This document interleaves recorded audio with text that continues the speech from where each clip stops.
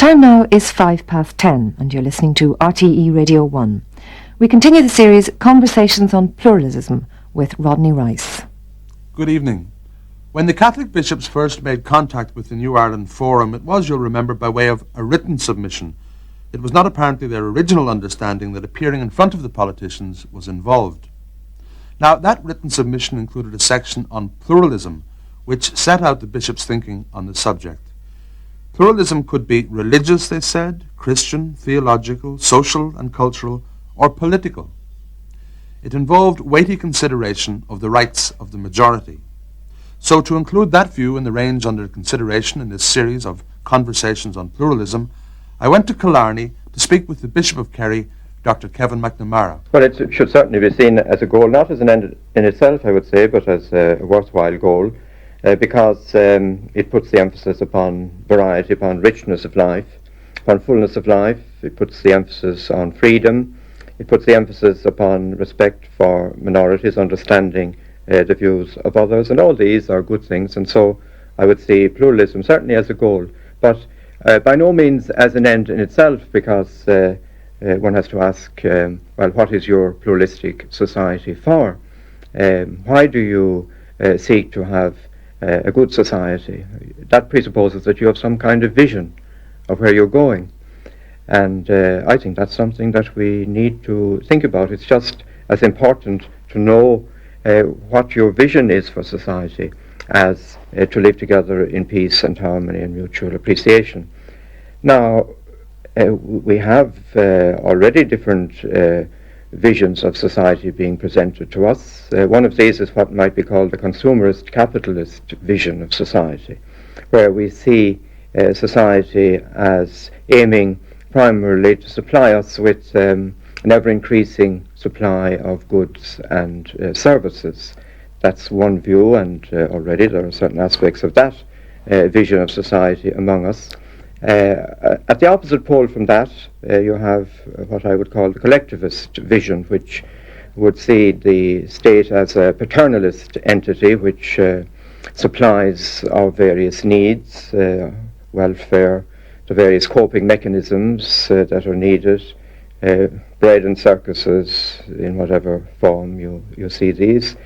That would be a paternalistic state which would be benevolent enough, at least to begin with, but which would gradually tend to intrude more and more into our daily lives, and could end up by becoming the omnicompetent and even totalitarian state. In other words, could end up as Big Brother, which would deny the freedom and the dignity of the individual. So I see traces of both of these already in our society.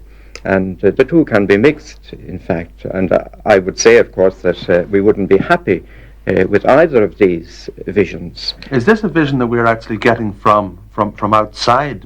In other words, is our society... See, when I talk to you about pluralism, I suppose the reason that we've been having we've been using the word over the past couple of years, thinking about it, is because we're trying to find a structure or a way of life with our fellow Irishmen in the north.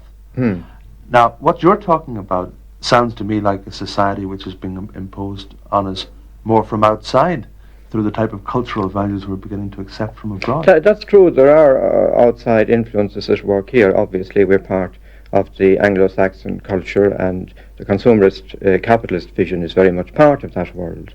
On the other hand, we're part of a world in which the collectivist ideal is very strong in its most developed form, and in its most unpleasant form. We find that, of course, in Soviet communism. And there are influences from these two sources, from the consumer capitalist and the collectivist point of view, coming at us from the outside. And what's important for us is to be critical in regard to these, and to try to develop a common vision of our own, which would be a reconciling vision, and that's where the pluralism comes in. Tone and David spoke about the need for Catholics, Protestants and dissenters to live together in peace and harmony. And I would like to think that as Christians we could work out, and also with other people of goodwill indeed, that we could work out a common vision of society, an inspiration, so to speak. In the past, from the Catholic point of view, at any rate, we had this vision of faith in fatherland, which was a very powerful one, a source of great inspiration. And of course, it was a very natural one because we were striving for freedom in two areas which were very closely related, freedom politically and freedom religiously. So it was very natural that we should have that inspiration, that ideal of faith in fatherland. It was a very powerful, very strongly motivating influence. But now today that we have achieved religious liberty and that political freedom is largely achieved, there is still a political situation in the north of Ireland, of course, but now that the aims have been very largely achieved, it would seem to me that it's necessary to have a look again at that vision of faith in fatherland and to try to update it in a broader way. And it would seem to me that any new vision of our society, of our pluralist society, would have to conform to a number of requirements. Three, I would say, in particular. Others may think of other requirements, but I would say in the first place that it would have to be linked with our traditions, that it would have to join us up with Irish men and women of the past, whose children we are physically and culturally as well. I think that would be necessary. Secondly, I think it, as I said before, it should be a reconciling ideal which would bring together Protestants, Catholics, dissenters, and other people of goodwill. And thirdly, it would have to be an ideal which would point the way to the future. Now, I would suggest, as a vision which might meet these requirements, the concept of the people of Ireland at the service of the human person under God. The people of Ireland at the service of the human person under God. Now, it might be possible to encapsulate that in some more catchy slogan, but that would be the general idea. And I would see there, first of all, the link with tradition. The people of Ireland, that concept suggests one Ireland, which has been an age-old Irish aspiration. At the service of the human person suggests our traditional interest in the neighbour, which was manifested, for example, in our missionary achievements, which are still one of the great glories of our Irishness. It was manifested in our, and still is in our, hospitality, in our interest in the person. We bring together the specific Protestant emphasis upon the importance of the individual and the specific Catholic emphasis on the importance of the community and especially the family, for the reason that the person is only a person in relation to others. That's almost the definition of person, and it's particularly in the family that the person grows and develops, and also then in the wider community. So I would see there a coming together of two important strands in the Protestant and Catholic tradition.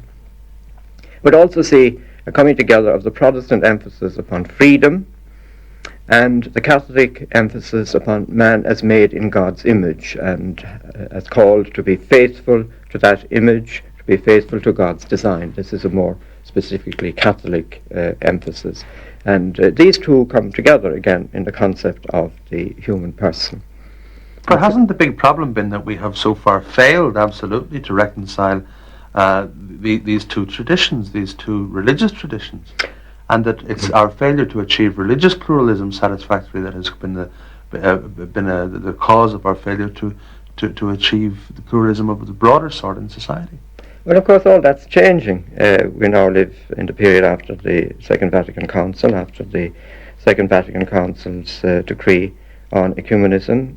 We live after the launching and progress of the worldwide ecumenical movement on the side of the Protestant churches. And in Ireland we have tried to put these, the decree of Vatican II and the ecumenical ideal, we've tried to put those into practice. I think we've made tremendous progress. If one were to compare the relationship between Protestants and Catholics at the present time with what it was, say, 30 years ago, it's a whole new world. We are working together in a way that wasn't the case before. We're in dialogue in regard to doctrines. We're praying together. We respect each other and each other's views in a new way. We see that we can learn from each other. Of course, religious pluralism is not complete. Of course, one must bear in mind too that the aim of that religious pluralism incorporates an ideal of coming together, which is must always be a part of any pluralism, of course. There must be a common good within which the different views exist. It is a pluralist community, as we say, which presupposes some kind of community. I often think of the example of a garden in which we have many different flowers and shrubs, and certainly diversity of flowers and shrubs in the garden adds to the richness and beauty of the garden. But we must know what a garden is. We must know what a flower is. In other words, you might end up with weeds in your garden, or you might end up with too many flowers, and you might end up with disarray, a wilderness. So unity is also an important element in pluralism. It's presupposed, in fact. To take your garden analogy, we've only got one sort of flower in our garden. Well, I would say that was a danger, but in fact we have many flowers. We have, if you like, the Catholic ethos. We have very important Protestant ethos, and there, of course, we touch too on the question of cultural pluralism. And I think it would be important that the debate about pluralism would not be limited only to value pluralism or religious pluralism, but would embrace also cultural pluralism, that the majority tradition should appreciate the wonderful contribution to literature and to art of the Anglo-Irish tradition, the emphasis of that tradition on such important social virtues as honesty, truth, hard work, economic ability, dedication to economic progress, and so on. And that, on the other hand, the Anglo-Irish tradition should appreciate as fully as possible what we call the Gaelic tradition, Irish music, Irish language, Irish folklore, and so on. Do you think it's being done? In the north of Ireland, I would say that there's more headway to be made there than down here. I think that it would be a great help if the Gaelic tradition got a better footing up there, was more recognised, was given greater respectability.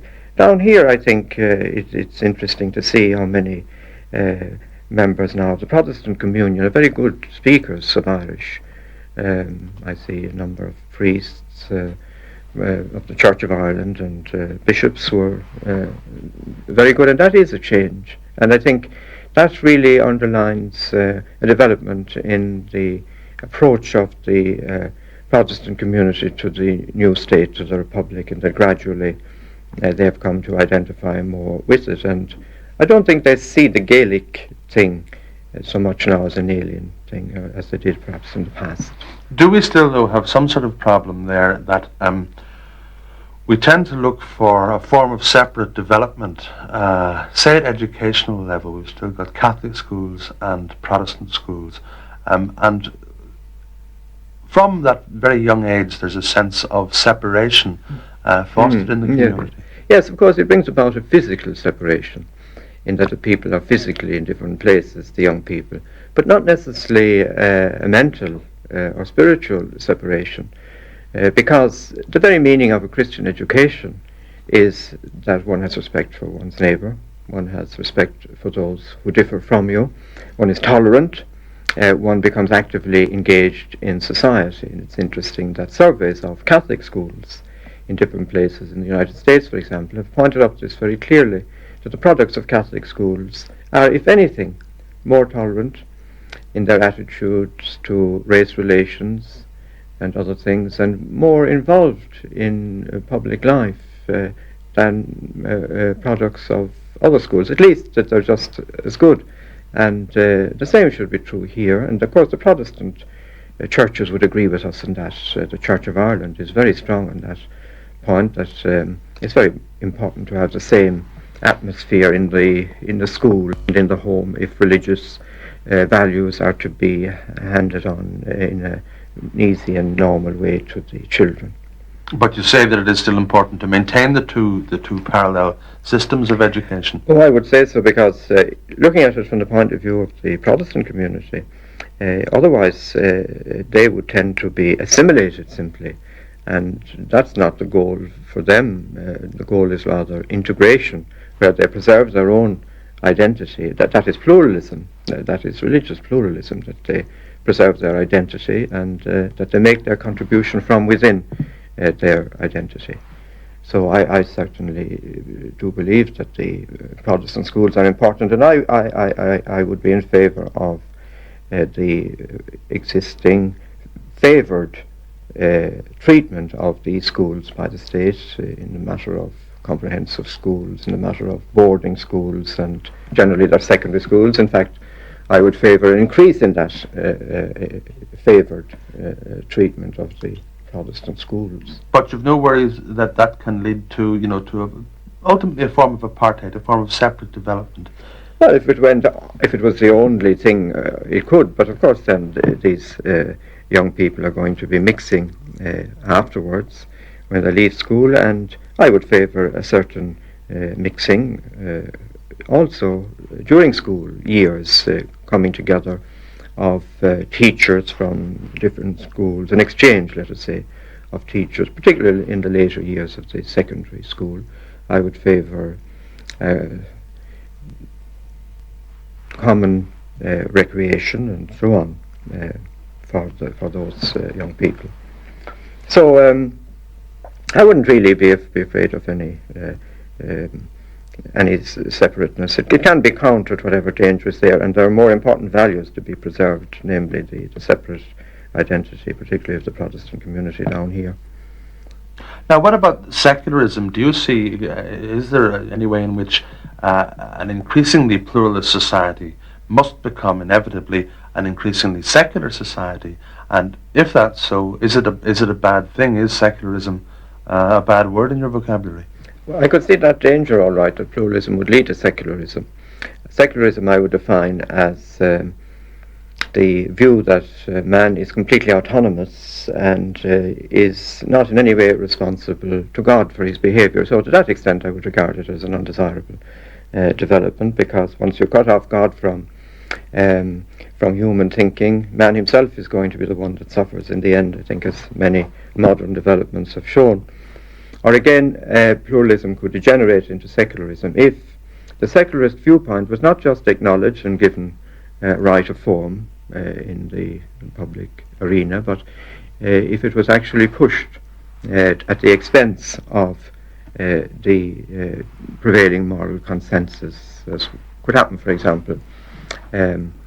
Suppose that the point of view that divorce should be allowed in society, that the state would be called on to be neutral. This is how it could be put, to be neutral, and therefore not to impose a ban against civil divorce and remarriage. In fact, of course, the state cannot be neutral in an issue like that. In that way,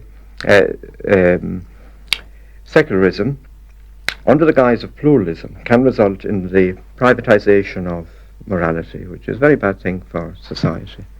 Well, this brings us straight into the question of the extent of church involvement in the type of society we want to build, and clearly, I think what you're leading to is saying that there still should be a lot of attention paid to the views of the majority church. Well, naturally, that depends upon the people themselves, and one would certainly expect that the Catholic community would pay attention and listen carefully to what the bishops, for example, have to say.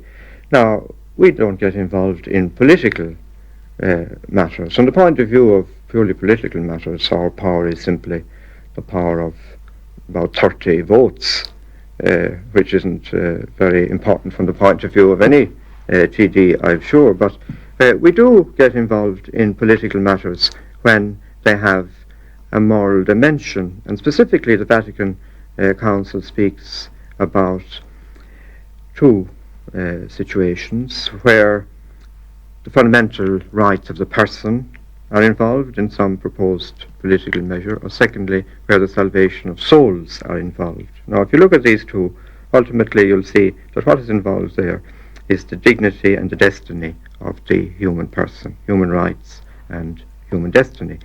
And because of its concern with the person, the Church claims the right to speak in those areas, and it naturally will expect that its views will be heard in the first place by its own members, and secondly by people of goodwill generally, who will recognise perhaps that the Church, putting it at its lowest level, has a lot of experience in these matters, is a kind of expert in humanity, as somebody has said, and will be prepared to listen to what the Church has to say. And of course, in doing that, the Church sees its role as providing a service to the community, not as imposing a diktat upon people's conscience, as providing a service, as calling attention to elements which the Church sees as part of civilization and as leading to genuine progress. And it will put its case, and it will show how it sees a particular issue in the light of the philosophy of the person.